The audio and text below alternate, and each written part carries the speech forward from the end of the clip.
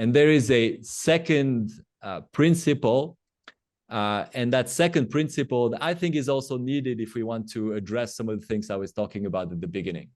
And I would call that to go from compulsion to inspiration. Now, in the quest for a new, broader language, I think it's interesting to invite different kind of voices, unusual voices that are maybe less, less present in the world of business. So this is David Whyte. David Whyte is a poet, the famous poet. He's actually a poet that's paid by a lot of organizations to talk to leaders in new ways.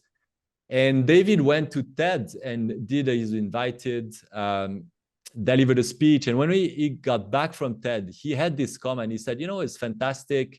It was a conference about the future. But, future is an interesting thing. So here was his comment.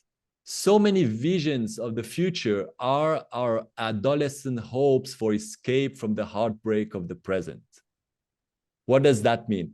To me, it's a metaphor for an invitation for the world of business and this discipline of innovation that has grown so much in the last 20 years again.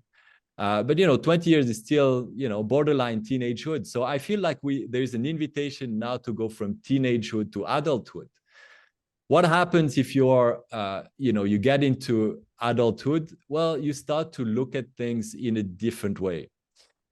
To me, this means kind of looking under the carpet, lifting the carpet and maybe asking deeper questions, not getting so excited with gadgets and with, things that we can, do to kind of avoid things, etc.